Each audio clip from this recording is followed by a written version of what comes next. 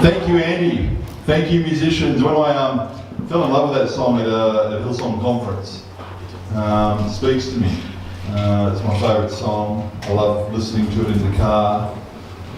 I love singing really badly to it in the car. I sing really badly to it in the shower as well. But I love singing it because I just love the sentiments of the song, knowing that God is here now, and that as a sinner, I'm totally reliant upon Him. Man, it's a great song. When I was coming down here, and it's been a while, I think the last time I was down here was at the end of the week of prayer. I miss you guys too. And I was excited to come back again. But when I was coming back, I thought, yep, if there's one church that can do here now, it is Heritage. So thank you so much for doing that for me. I really enjoyed it. I just want to say too that I love Heritage's faith. They are the biggest offering plates I've seen in my life. If you build it, they will fill it. Well done. Whose idea is that, by the way? I was told we were too small in the envelopes. So many ones. Good work. No, I like it. I do like it. It is lovely to be back here with you today, and today I'm continuing and finishing off, I think this is the last one of the series, isn't it? The series of Finding Hope When Life Hurts Most. And I'm talking about community. And how community is such an important part of finding hope. Being in a place where you feel secure, being in a place where you belong and that you're going to be accepted. And look, some people say that people wear their hearts on their sleeves. I want to say today that I'm not going to just wear my heart on my sleeve, I'm going to take it out and put it on the table, okay? I'll admit when I was writing this sermon, as I was thinking back over my journey, I wept. And it was hard. It was a hard thing. Sometimes it's really hard to go and revisit those places where you hurt. And it really is. It's a hard thing to do. And that's what I've been doing over the last few days, is I've been rewriting this sermon and working over this sermon. It's something that I had to go through again, just to consider the journey that I've been on and the impact that the community did have on me. So, yeah, please bear with me if I get emotional. It's my daughter's fault. She brings out the worst in a dad.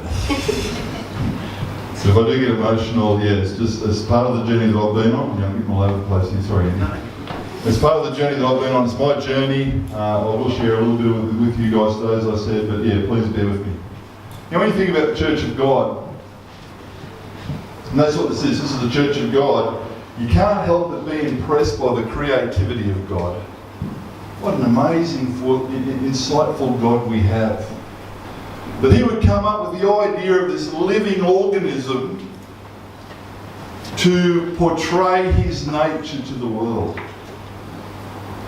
To be a place where He develops people in this miraculous instrument that He calls the church. And I know that in the past I've been a detractor of the church, but the more I think about it now, the more I realise just what a wonderful organism, what a wonderful God-made instrument the church is. And how we all have this desperate need of community in our lives. In a place where, in a world where we are full of disjointed, broken relationships, the church, when it's operating properly, is a place where we can find that community that we need. It's a place where we can find that place of belonging, that sense of something greater than the individual. Because let's be honest, we are very individualistic these days, aren't we? Until it becomes a trend, and then a new individual thing starts up. Until that becomes a trend. And in the face of that individuality, you have the church which is God's creation, which is God's place where He wants people to have community. I want you to have a look at this text. Found in John chapter 13, verse 35, and He says, "By this everyone will know that you are my disciples." What does it say? If you love one another. Now, I will stand here and say that doesn't always happen in church. went up to Avondale College just before we went to Hillsong Conference, and I heard Barry Oliver. And a lot of you people are probably going, who's Barry Oliver? Does everybody here know who Barry Oliver is? No. Barry Oliver was, up until the last General Conference, the President of the South Pacific Division. Which probably means nothing to you either. He was an important man in our church. You see, the church is made up of Heritage Church and other churches in Victoria which make up the Victorian Conference. The Victorian Conference and other conferences in Australia make up the Australian Union Conference. The Australian Union Conference in New Zealand and Papua New Guinea and the Solomon Islands and Samoa make up what is called the South Pacific Division. And Barry Oliver was the president. And he stood up there, and as he was reflecting in his last sermon as the president of the South Pacific Division, he actually said, you know, this is a church that I would like to have. And he talked about a lot of things. He talked about women's ordination. Isn't that disappointing? Kim, you can go home and tell Craig I said that if you like. It's a very disappointing thing. I'm disappointed that we didn't allow women's ordination. But one of the things he talked about as a church, he said, I want the church to be a church that treats people with respect and dignity. And as the leader of the South Pacific Division, he was candid and he stood up there and he said, we don't always get this right.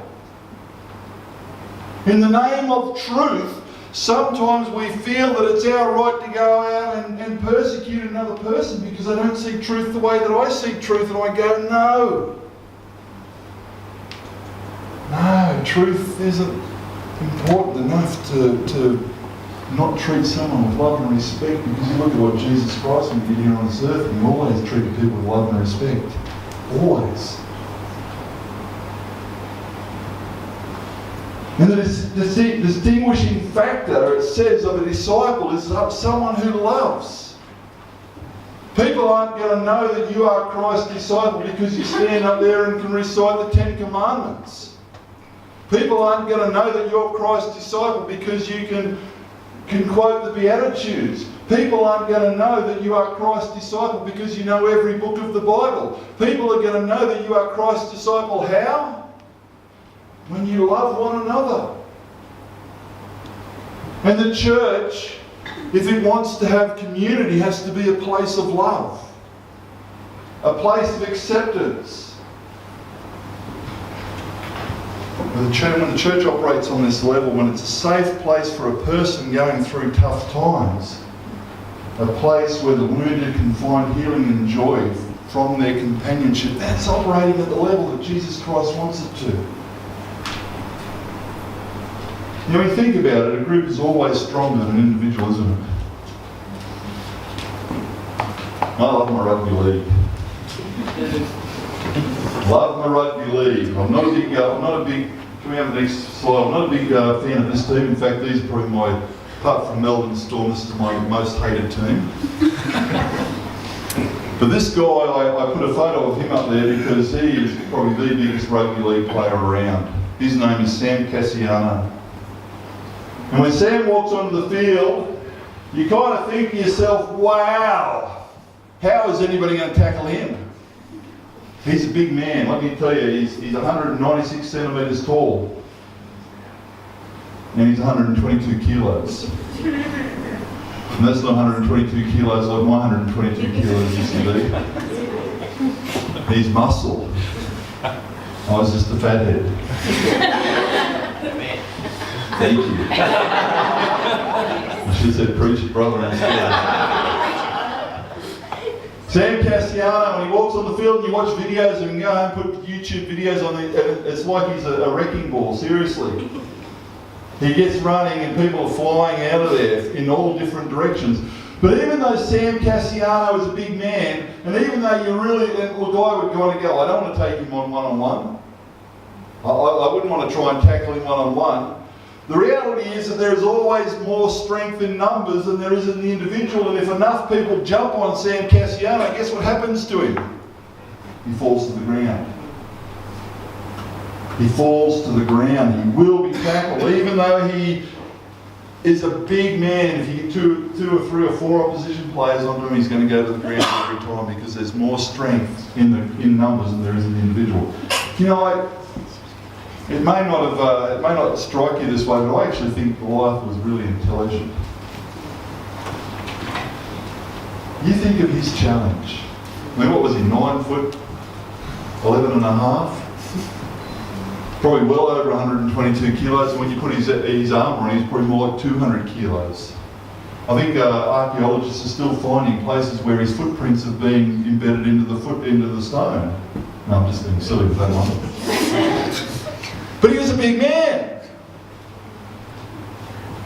And he knew that as an individual, was there an individual who could beat him?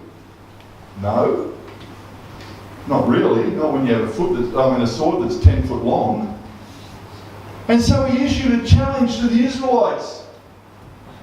Now he kind of knew that if we go out there to fight just as their army against our army, eventually someone will kill me. I might kill a whole heap of people, and I might take down hundreds doing it, but if they stack their army against me, eventually the number of the many will overcome the individual. And Goliath knew that, and so he said, I want you to send out your best fighter, and I will fight them one-on-one, and the winner will be victorious. And the other country, their army will lay down their swords and their shields, and they will go home peacefully, because the winner of the one-on-one fight will be the victorious one. And the Israelites saw, look at the size of him. He's huge. He'd eat me for breakfast. And so no one went out to fight until David came along. And what Goliath didn't realise is that David didn't just have the group behind him, he had the living God behind him. By himself, David would never have overcome Goliath. It was only God's working through him that he was able to do it. So I actually thought it was a really smart thing. The Bible talks about this concept of strength in numbers. Ecclesiastes chapter 4 verses 9 to 12. Two are better than one because they have a good return for their labour. If either of them falls down, one can help the other up. But pity anyone who falls and has no one to help them up. Keep going. Also, if two lie down together, they will keep warm. But how can one keep warm alone? Though one may be overpowered, two can defend themselves. A cord of three strands is not quickly broken. What's it talking about? Is the individual the best operating unit? No, of course not. If the individual falls down, they can't just hold their hand up and go, help me up please. There's no one there to help them up. Two is better, but a cord of three is even stronger. Yeah, God knew when he developed the church, he knew that there was strength in community. He knew that we needed other people. He knew that we can't survive by ourselves. You know, when you hear Doug Batchelor's story of how he went off into the caves and lived as a hermit for a while. He didn't stay there long, did he? Because people need other people. People need other people. I was talking to a friend the other day. And he said, I've become a recluse. Do I know that during the day he works with people all over the place? It's just that at night time he goes home, he needs to rebuild his energy. And so when he talks about being a recluse, he's not talking about the fact that I never see people and I really enjoy it. He's saying that I go home at night and I just spend the time by myself to regenerate. He still has heaps of time during the day when he's with people. We are stronger when we're in a community. We are better when we operate from a point where we know that we're accepted, where we know that we belong, where we know that there is something special. When problems become too great, an individual will fall. Just like Sam Cassiano can be brought to the ground and tackled when enough opponents jump on him, when our troubles, when the hard times, when the difficulties of life become too great, the individual will fall.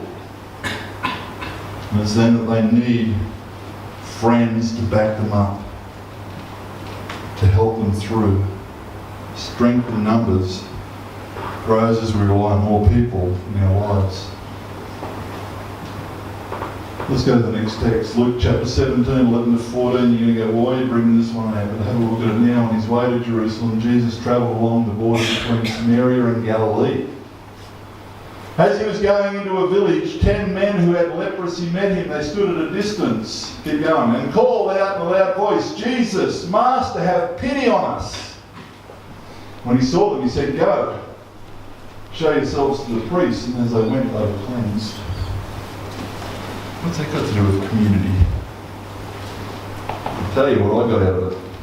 This is David Erickson interpretation. What are lepers? Back in that society, what were they?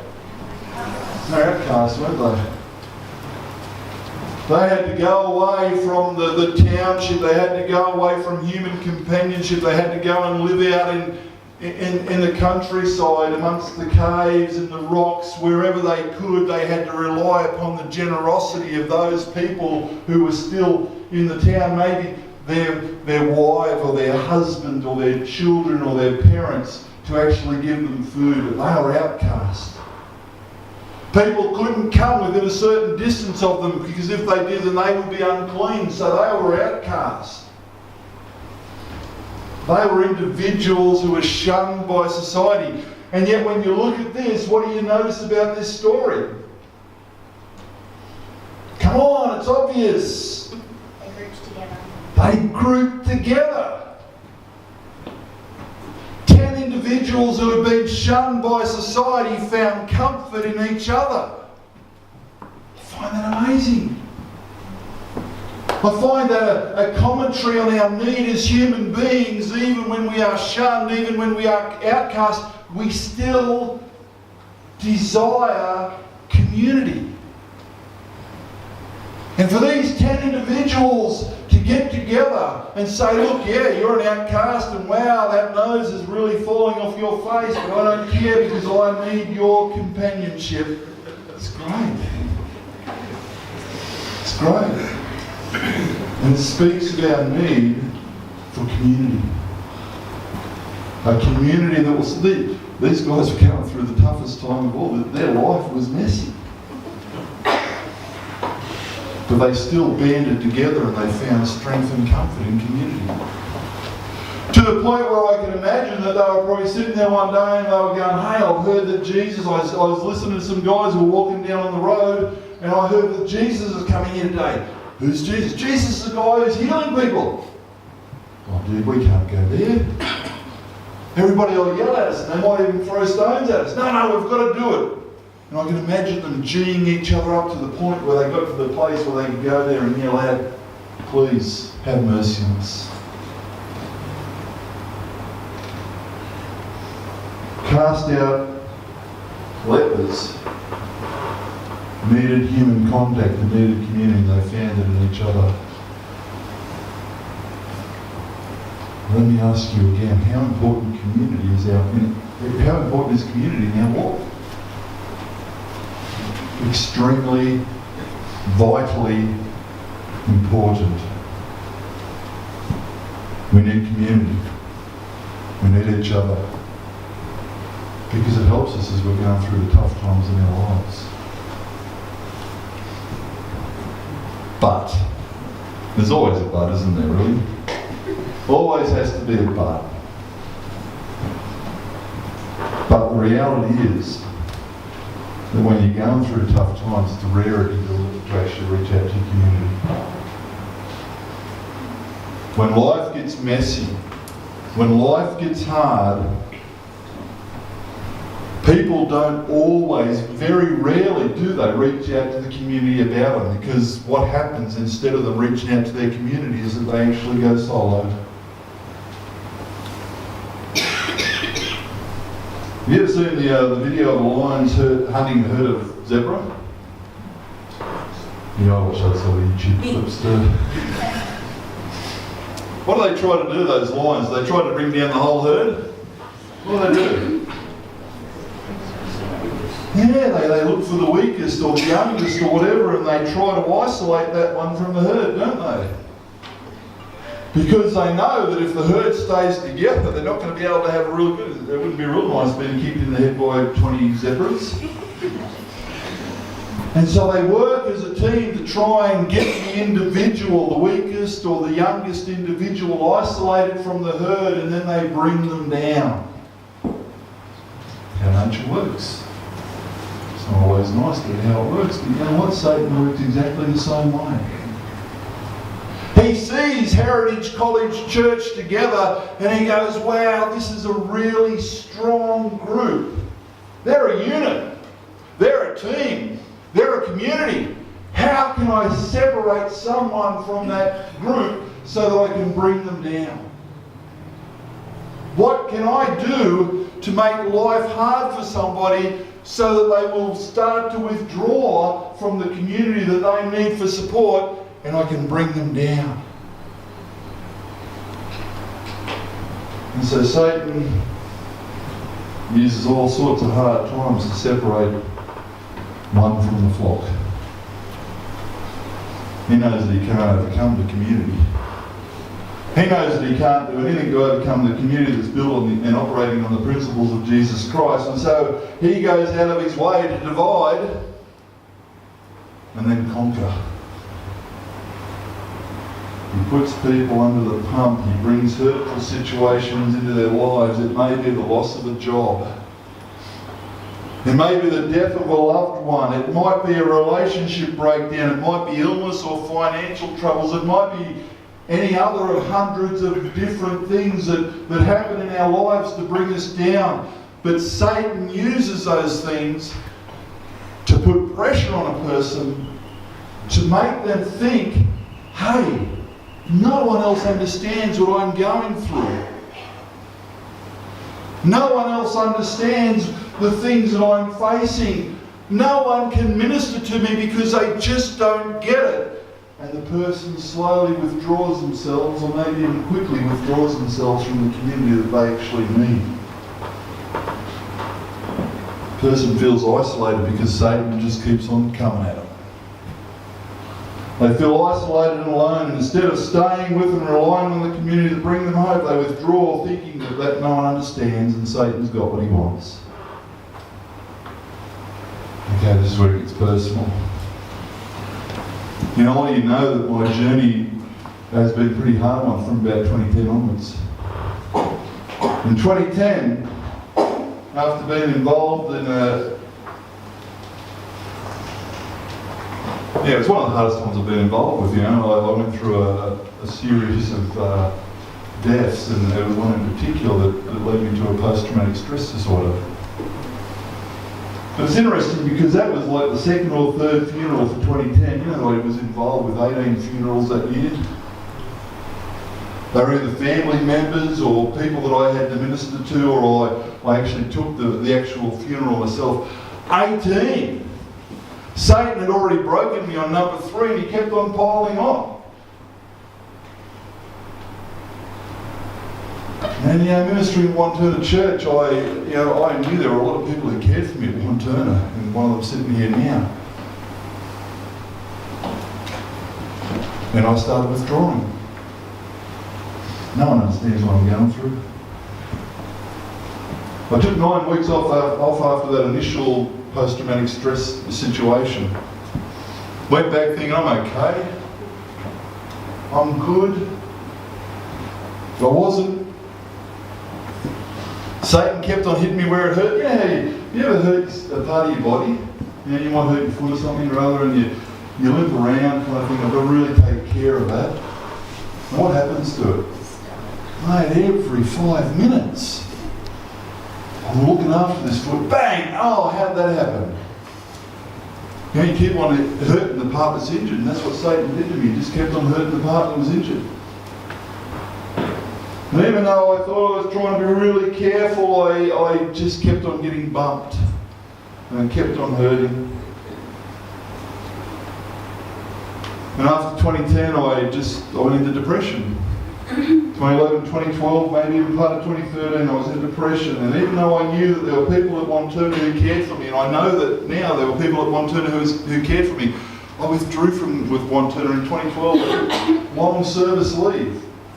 Because I couldn't cope anymore. I had a lady come up to me and she said, I want to let you know I'm really disappointed in you. I said, why? And she said, because you haven't ministered to my family in their illness like you should have. And I went, I know I haven't. I feel really bad about that. That's why I'm taking time off. And I apologised. I took 12, 13 weeks off and they said, do you want to go back to Wanturna? I said, I can't. I'm not the minister they need.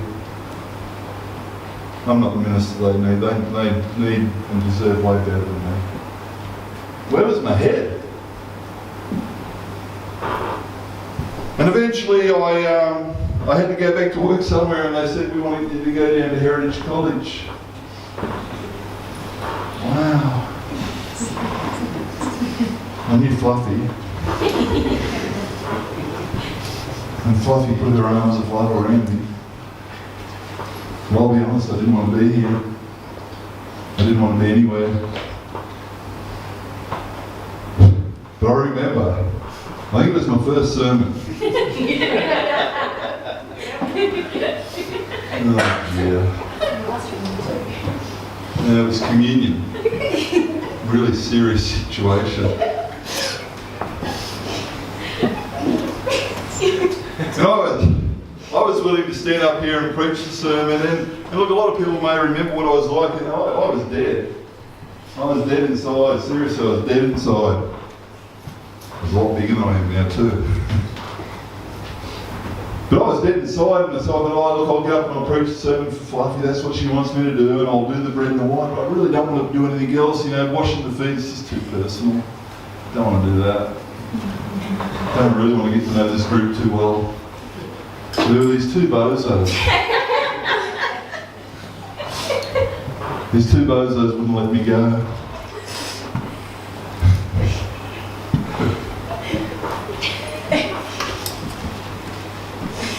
They knew what I needed better than I knew what I needed. And this bald bozo,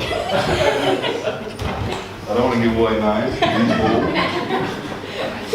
came up to me and said, I want you to come out and wash my feet for me. And I went, oh, no, you need to come out and wash my feet. I'm going to wash your feet.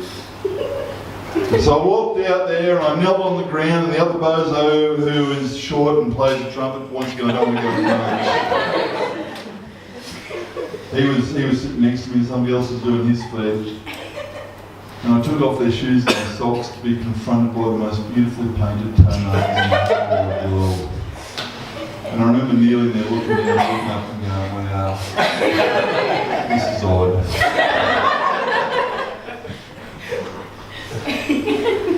But Heritage College, church, gave me something that I really needed. They didn't let me go.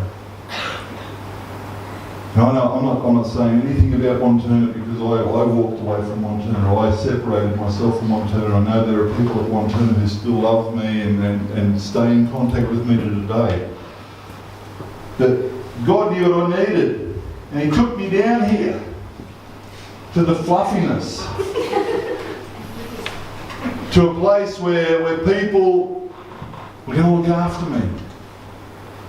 We're going to reinsert me into a community that cared for me and wouldn't let me go. And I guess what I'm trying to say is that when you're going through times where life just really sucks, the common reaction is to walk away. The person who's hurting will walk away. Don't let them go.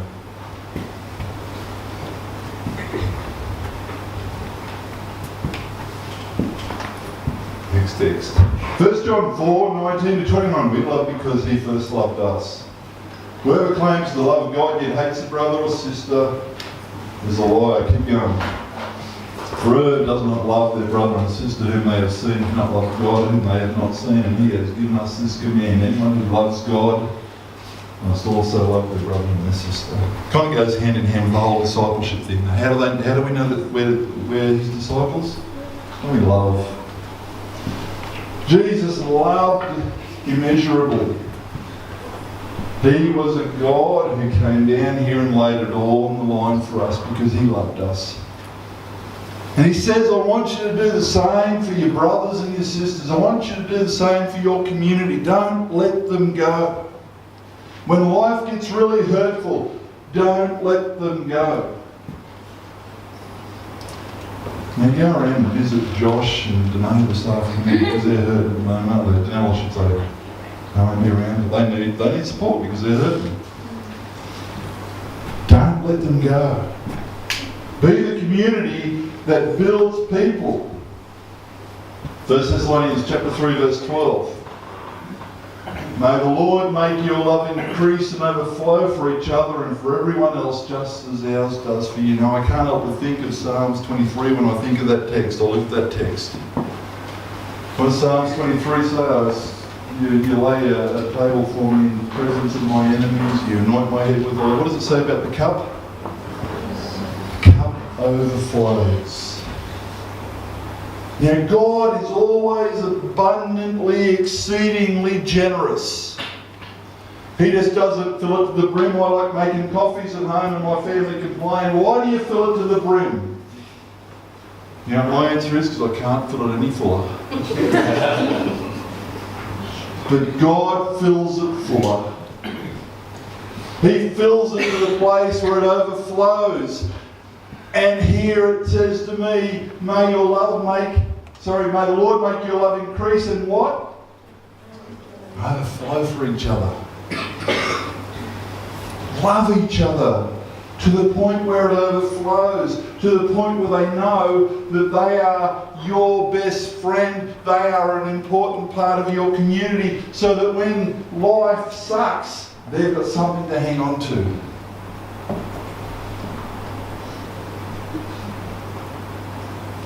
So I'm coming to the end. And I've got to part through without hardly crying at all.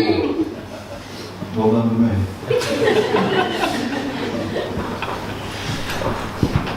Thanks, Dave. Any references were purely incidental. So troubles and hurts can cause us to seek aloneness. Satan tries to separate us from those who care because we don't see that in our brokenness that they understand. We don't see that what we really need are those people that are closest to us. And it's that community. So be the difference. Be the difference for that person that is fighting that issue, that is going through that struggle. Be the difference and don't let them go. Be the hands and the face and the feet and the mouth of Jesus Christ to that person and don't let them go. Stick with them even if they've been angry at you and don't let them go. Because it's in community. And it was this community that brought hope back into my life. Don't let them go.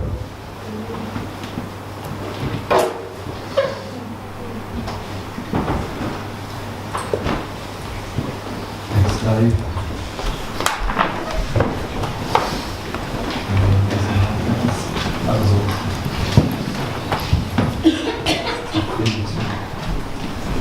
Tough thing to share.